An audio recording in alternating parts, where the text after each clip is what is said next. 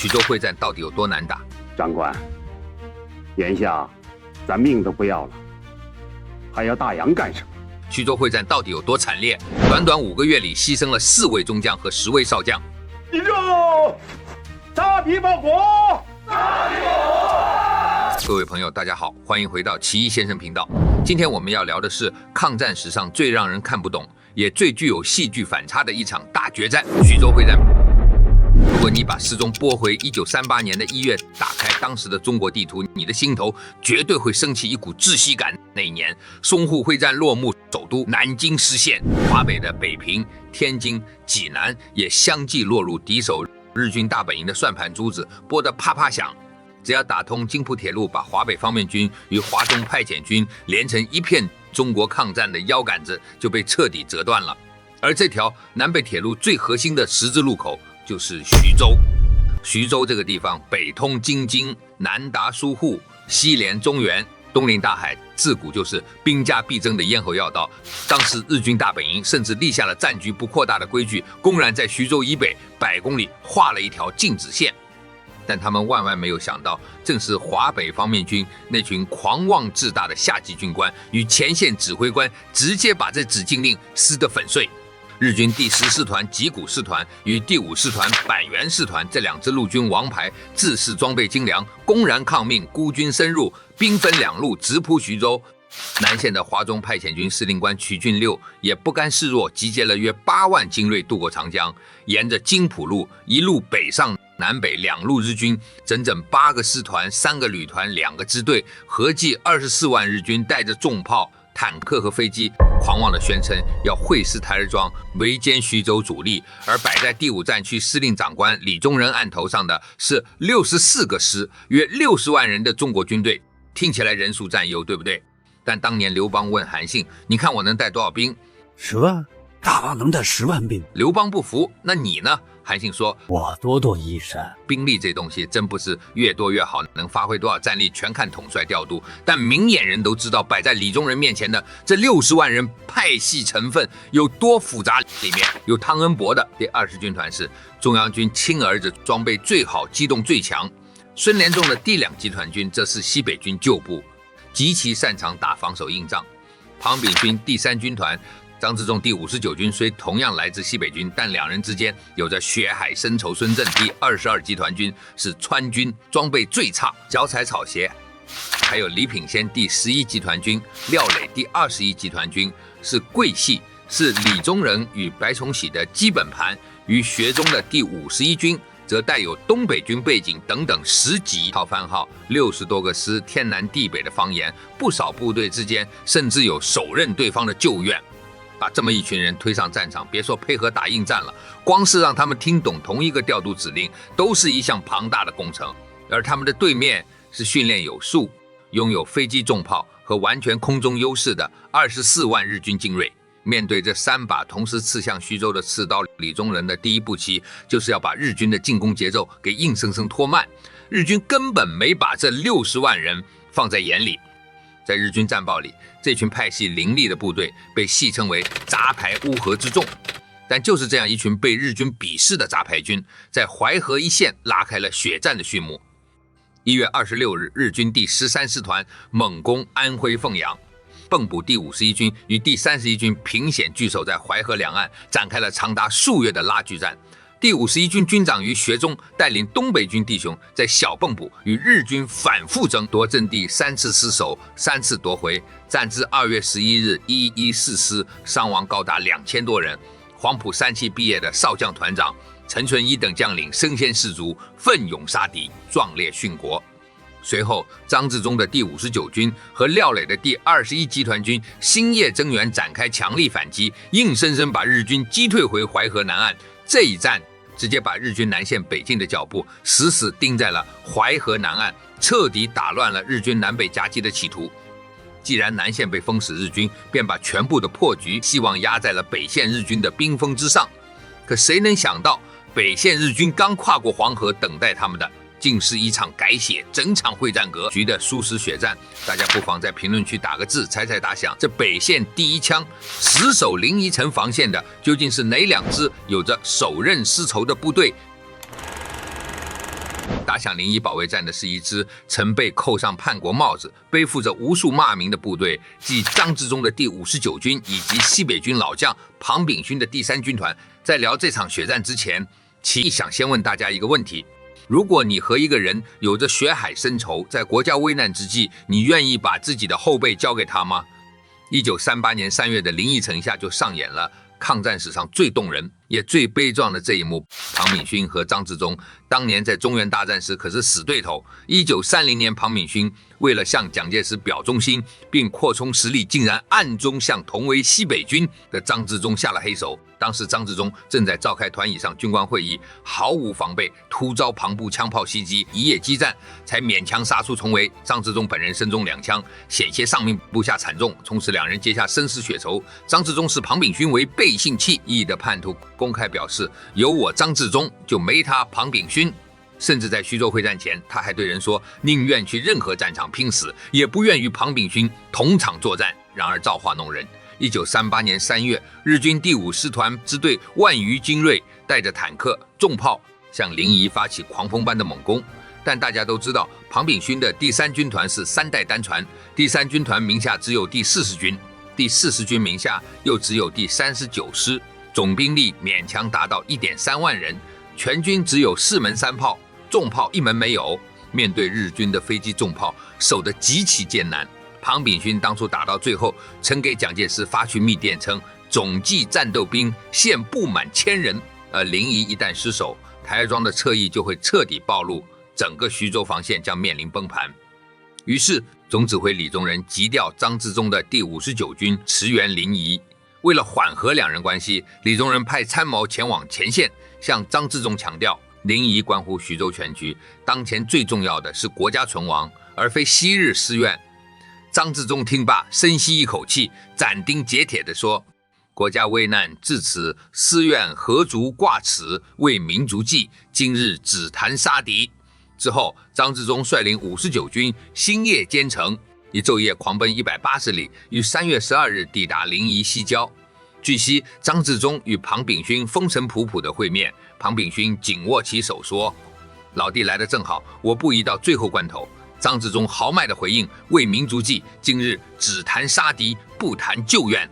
兩人一笑泯恩仇，隨即展開了精妙的內外配合。龐部堅守正面，59軍暗度沂河，強襲日軍右翼。3月14日凌晨，59軍強渡沂河成功，偷襲日軍後方，日軍措手不及，陣地一片混亂。坂本支隊被迫停止正面攻城，轉頭反撲。雙方向城外展開了長達數晝夜的白刃肉搏戰。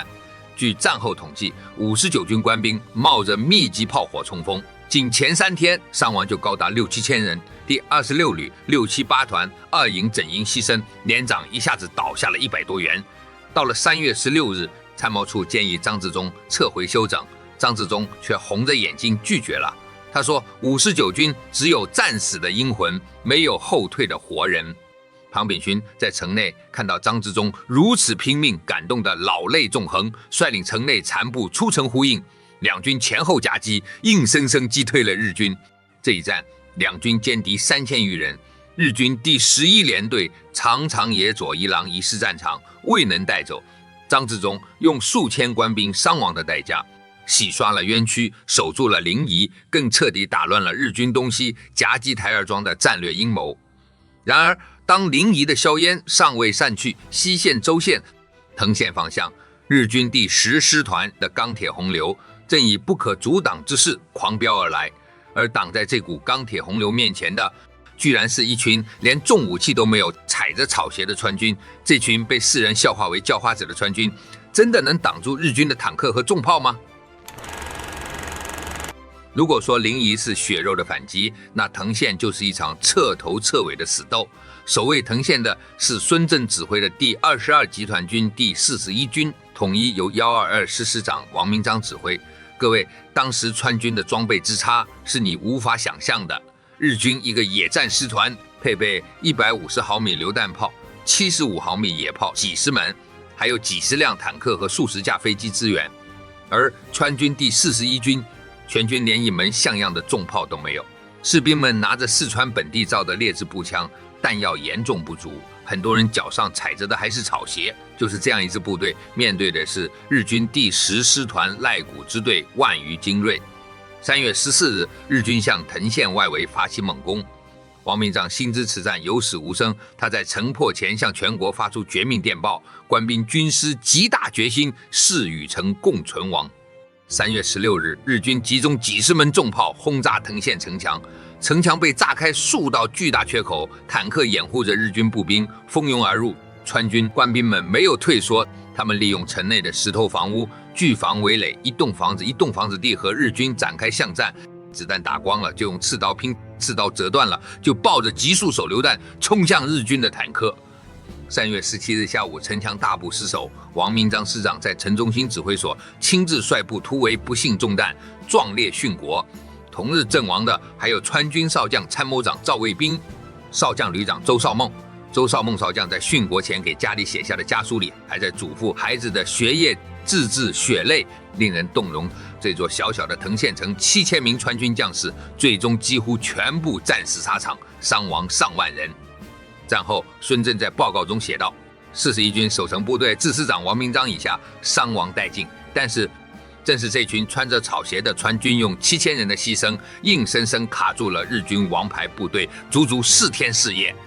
李宗仁後來在回憶錄裡痛哭道：若無藤縣之苦守焉，有台兒莊之大捷。藤縣之捷，實乃台兒莊大捷之基石。日軍踏着王明章和7000川軍的白骨，攻陷了藤縣。此時的日軍指揮官賴谷起已經驕狂到了極點，在他看來，中國軍隊的防線已經徹底崩潰，徐州已是唾手可得的囊中之物。他甚至沒有等待後續部隊，直接帶着部隊一路狂飆，直撲台兒莊。可他根本想不到，在台兒莊這個小小的水鄉小鎮裡，李宗仁早已為他張開了一張死神的網。這張網能兜得住日軍的狂妄嗎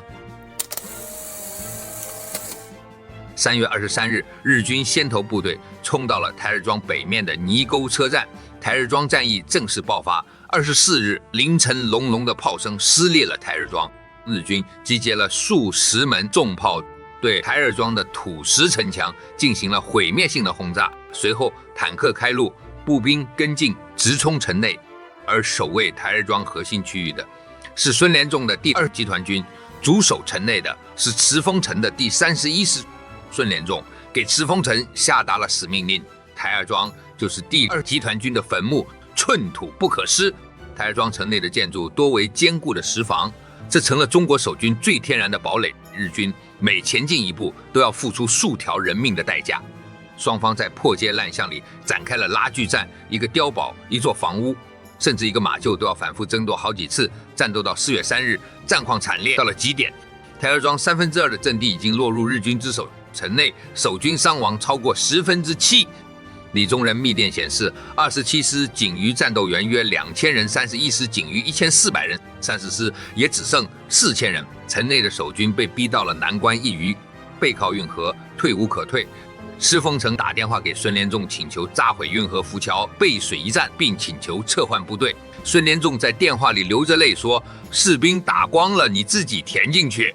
你填光了，老子來填。敢退過河者，槍斃。”赤峰城聽後毅然摔碎電話，拿出所有的犒賞金，組成了50人的敢死隊。敢死隊員們頭戴鋼盔，手持大刀，背着集束手榴彈，在夜色中摸入敵陣，硬生生奪回了數個街區。而就在城內殺得血流成河的時候，外圍的戰況同樣驚心動魄。湯恩伯的第20軍團在台兒莊外線與日軍版本支隊展開激戰。黃埔4期的少將團長羅芳圭、李有餘都在這場拉鋸戰中壯烈殉國。羅芳圭團長在臨終前對部下喊道：“死在台兒莊是我們的榮幸衝啊！”到了4月6日夜間，日軍連續作戰彈藥耗盡，攻擊力道終於衰竭。李宗仁敏銳地捕捉到了這個戰機，立刻下達了總攻指令。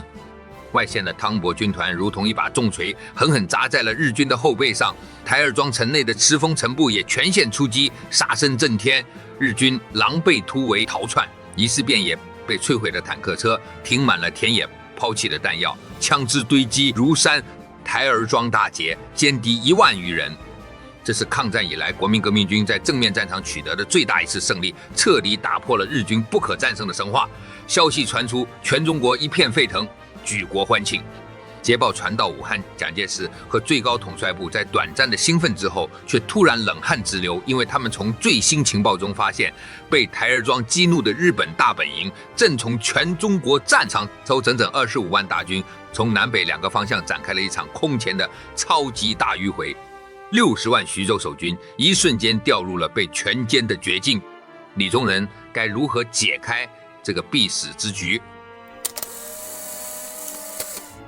台兒莊的慘敗讓日本軍部丟盡了臉面，為了挽回顏面，日軍大本營徹底瘋狂了。他們調集了10個師團，約25萬兵力，採取南北對進、東西包抄的戰術，企圖在徐州一舉殲滅中國軍隊的主力。5月中旬，慘烈的戰報不斷傳到徐州指揮部，日軍第16師團、第14師團切斷了隴海鐵路，第9、第13師團直插蕭線，蕩山一張巨大的鐵網，正向徐州收緊。蔣介石電令李宗仁力避決戰，撤離徐州，火速突圍。5月16日，李宗仁下達了抗戰史上堪稱奇蹟的大突圍。面對25萬日軍的嚴密封鎖，60萬中國大軍沒有亂成一團，而是按部就班的化整為零，向豫皖邊界的山區和湖沼地帶撤退。為了掩護主力突圍，多位高級將領戰死沙場。第23師師長李必藩中將、副師長黃啟東中將堅守菏澤，在彈盡糧絕後，李必藩悲憤自損，殉國。黃啟東中彈犧牲，李必藩中將在地圖上留下一行絕命字：誤國之罪，慘不可言，殺敵無力，死有餘辜。第51軍參謀長方樹鴻中將在掩護主力時壯烈陣亡，年僅32歲。周元中將率部在安徽蒙城死守掩護外線，最終陣亡。他們用自己的生命為大部隊開闢出了一條條血路。而在台兒莊大捷之後的4月下旬，戰火迅速蔓延到了陂北一帶。為了掩護徐州主力的安全轉移，戰場形成了罕見而精妙的東西聯動、機動阻擊格局。西線禹王山滇軍第60軍盧漢部憑着堅頑意志與日軍展開血肉拼殺。東線陂北湯恩伯第20軍團、52軍、85軍、92軍靈活機動，主動作戰。第139師夜襲項城第52軍輜重部隊在河灣與敵遭遇後掩護轉移。第6旅作為後衛在宋丁靈活突圍，成功牽制了日軍坂本支隊。而在徐州城內，劉汝明部奉命留守，他們佯裝死守，實則在蕭線一帶伏擊日軍第9師團，給日軍以沉重打擊。等到各路大軍全部安全撤離後，劉汝明部按照預定計劃，巧妙地跳出了日軍的重圍，安全轉移。當5月19日，日軍第13師團氣勢洶洶地殺入徐州城時，他們徹底懵了。偌大的徐州城居然是一座空城。劉汝明部撤得乾乾淨淨，日軍付出了1萬多人的傷亡，耗費了無數的彈藥，最終只搶到了一座空無一人的死城。李宗仁帶着長官部700多人，在夜色的掩護下，穿過敵人的數道封鎖線，奇蹟般的安全到達了荒川。60萬大軍在日軍25萬精銳的眼皮子底下憑空蒸發了。日軍企圖一役殲滅中國軍隊主力的戰略構想再次落空。這場看似被動的撤退，究竟給整個中國的抗戰大局帶來了什麼深遠的影響？5月下旬，各路突圍大軍全部安全抵達皖西，豫南地區徐州會戰正式落下帷幕。讓我們用最真實的數據來盤點這場為期5個月的宏大會戰。中國軍隊參謀部統計此戰中國軍隊傷亡合計約6.5萬餘人，犧牲了4位中將、10位少將。而日軍的傷亡，根據各方數據交叉比對，最保守的估計也在2.6萬人以上。有人說徐州最後還是丟了，這不是敗仗是什麼？如果只看一城一地的得失，那確實是輸了。但如果把眼光放眼到整個8年抗戰的棋局上，你會發現，徐州會戰是中國軍隊在戰略上的一次極其偉大的勝利。第一，他成功地以空間換取了時間，堅守徐州5個月，為國民政府將護寧地區的工廠、高校、政府機關以及物資撤往西南大後方，爭取到了極其寶貴的黃金時間。第二，他徹底打亂了日軍的侵華節奏。日軍本來計劃速戰速決，但在台兒莊的慘敗和徐州的空城計徹底打痛了日本大本營，迫使他們被動地跟着中國軍隊的節奏走，倉促發動了武漢會戰。日軍就像一個陷入泥潭的巨獸，越掙扎陷得越深。他們把絕大部分的兵力都拖在了廣袤的中國戰場上，既無法擊敗中國，又無法抽身退局，最終只能鋌而走險，發動太平洋戰爭，走向徹底的滅亡。在這場會戰中，那些身穿草鞋的川軍、背負罵名的東北軍、咬牙死鬥的西北軍和桂軍，他們用鮮血和生命證明了中國人的骨氣。就像津浦鐵路上那些駕駛着火車在炮火中南撤的鐵路員工一樣，186名員工為國捐軀，他們同樣是這場偉大會戰中的英雄。歷史從不以一時成敗論英雄，徐州城下的每一滴鮮血都沒有白流。各位觀眾，看完徐州會戰的整個過程，你覺得在那個裝備懸殊的年代，中國軍隊能取得台兒莊大捷並成功大突圍，最關鍵的因素究竟是什麼？是李宗仁的運籌帷幄，是各派系軍隊的摒棄前嫌，還是千千萬萬無名士兵的血肉之軀？歡迎在評論區留下你的看法。本期節目到這裡就結束了，別忘了點讚，我們下期見。